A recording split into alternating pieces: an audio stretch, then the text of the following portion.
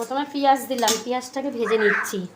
তারপরে পেঁয়াজটা যেই ভাজা ভাজা হবে তখন ওই মশলাটা, ওই এখানে মশলাটা রেডি করছি। এখানে আছে আদা বাটা আর হলো রসুন বাটা আর কাঁচা লঙ্কা বাটা দিয়েছি। আর এখন সব গুঁড়ো মশলাগুলো দেবো, দিয়ে এক জায়গায় করে তারপরে মশলাটা দেবো। দেখতে থাকো মাংসটা কীভাবে করি, মানে আমি আমার মতন করে মাংসটা করছি। এবার তো সবার আমার মতন যে সবাই করে তা তো না, সবাই একটু অন্য ধরনের ভাবেও করে। লবণ দিয়ে দিলাম।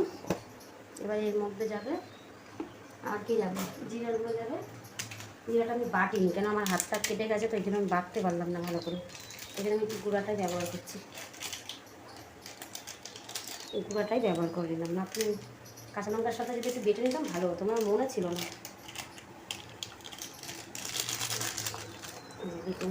এর মধ্যে যাবে এখন লঙ্কার গুঁড়ো একটু হালকা, একটু মানে কালারটা আনার জন্য। এমনি খাওয়া হয় না আমাদের, যদিও লঙ্কার গুঁড়োটা একটু কালারটা আনার জন্য একটু দেওয়া হচ্ছে। এই পেঁয়াজটা একটুখানি ভাজা ভাজা হলে মশলাটা দেবো, মানে এখন যদি পেঁয়াজটার সাথে মশলা দিই পেঁয়াজটা তাহলে একেবারে হয়ে থাকবে, আর একটু ভাজা ভাজা হবে। আর মাংসটা ধুয়ে এখানে রেখে দিই। চিকেন, এটা চিকেন আজ রান্না করবো। এই চিকেন রান্না আমার মেয়ে খুব চিকেনটা খুব ভালো খায়, এই জন্য দুদিন পর পরই আমাদের এই মাছ যদিও বা না পায় তাহলে চিকেনটা আনে। অল্প একটু পেঁয়াজটা কালার আনার জন্য চিনি দিলাম, এটা মানে তাড়াতাড়ি ভাজা হয়ে যাবে আর কালারটাও এসে যাবে। এখন একটু ভাজা ভাজা হবে, তারপরে মশলাটা দেবো। মশলাটার মধ্যে আমি একটু জল দিইনি, একটু জলটা দিয়ে নিই। আর এর মধ্যে কিছু দিইনি, শুধু তেজপাতা পড়েছে আর পেঁয়াজ পড়েছে। অনেকে হয়তো গোটা গরম মশলা দেয়, আমিও দিই। এখন দেবো না, এখন এমনি নর্মাল ঘরোয়াভাবে করবো।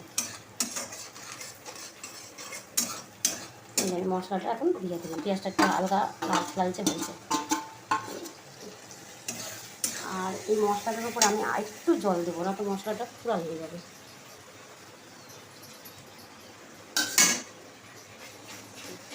এই হালকা দিয়ে দেবো। আর এখানে আমি আলুটা ভেজে রেখে দিয়েছি, আগের থেকেই আলুটা ভেজে রেখে দিয়েছি। এই যে আলুটা ভেজে রেখে দিয়েছি। আজ কিছুই করবো না, আজ শুধু চিকেন হবে। আর ওই ওদিকে কলমি শাক এনেছে, এখনও কাটা হয়নি, কাটা বাকি আছে। মানে কলমি শাক হবে আর একটু চাটনি হবে, আর কিছু করবো না। এইটুকুই আজকে রেসিপি। আমি মাংস, এই গ্যাসটা আমার কী হয়েছে কে জানে, ভালো করে ধরে না, মানে আস্তে আস্তে খুব জ্বলে। ওই গ্যাসটাই দিলে ভালো হয়।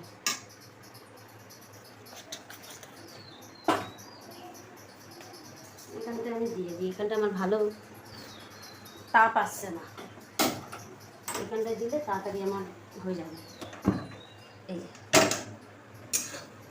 এই গ্যাসটা আমার ভালোই যাবে।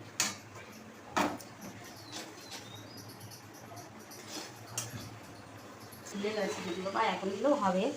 এর মধ্যে আর একটা জিনিস করবে, সেটা হলো টমেটো, মানে নাই ফ্রিজে, আনতে ভুলে গেছে আমাদের দাদা ভাই। এই টমেটোর বদলে আমি একটু এই সসটা দেবো, এটাও টমেটোর সস। এই সসটা আমি দিয়ে, পুরোটাই লাগবে, একটুখানি থাকে, পুরোটাই দিয়ে দিলাম, ব্যাস। আর কিছুই দেবো না, এর মধ্যে শুধু একটু কষানো হবে। কষানোর পরে আমি চিকেনটা দেবো।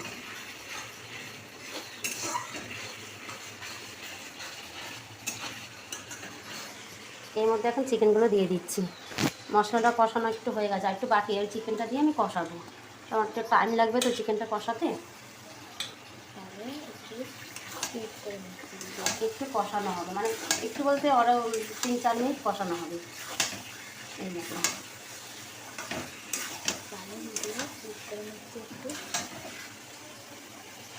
তাহলে এই ভিডিওটা আমি একটু স্কিপ করে নিচ্ছি, তাহলে আমার কি তাড়াতাড়ি মানে দেখাতে একটু সুবিধা হবে। দিলাম আলুটা দিয়ে এবার একটু কষাতে থাকবো, আর একটু কষাতে হবে আলুটা দিয়ে, মানে আলুর গায়ে মশলাটা একটু মাখা মাখা হবে, নুন হলুদ ঢুকবে।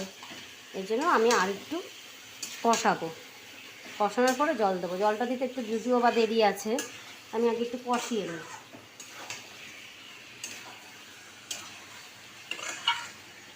দেখো মাংসের কালারটা দেখেছো, এই জন্য মশলাটা একটু পরে দিলে কী হয়, মশলাটা পরে দিলে একটু মাখা মাখাটা ভালো হয়। পেঁয়াজটা আগে লাল করে আগে একটু ভেজে নিতে লাগে, তারপরে মশলাটা দিতে লাগে।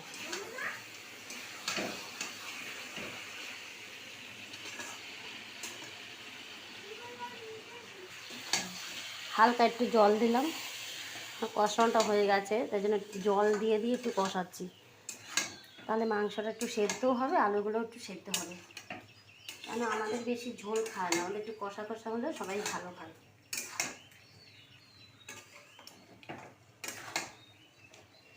এই দেখো কাঁচা লঙ্কা বাটা দিয়েছি, আর লঙ্কার গুঁড়ো হালকা একটু দিয়েছি, মানে হালকা যাকে না দিবার মতন ওই 1 চামচ মতন দিয়েছি।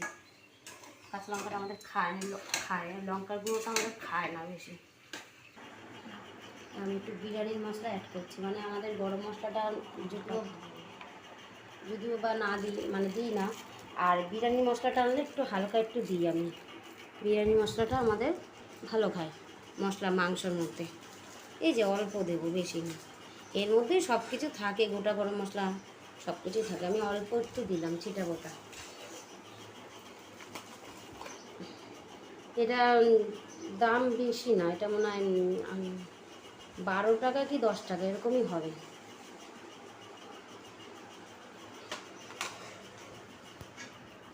এবার মাংসটা কষানো প্রায় হয়ে গেছে, আর একটু হালকা একটু নেড়ে ছেড়ে একটু জল দিয়ে দেবো।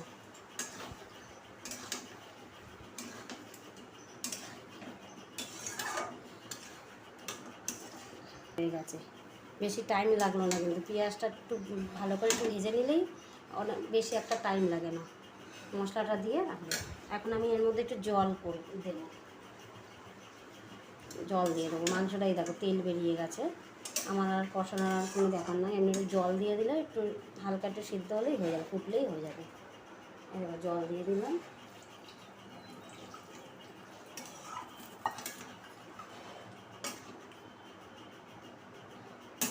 দাঁড়াও, আর একটু জল লাগবে, আর একটু জল লাগবে, মানে হালকা একটু জল লাগবে, ব্যাস। আমার এইখানে রেসিপিটা কীরকম লাগে আমার, আপনাদের ভালো লাগলে কমেন্ট করবেন আর সাবস্ক্রাইব করে জানাবেন। Tata, bye bye.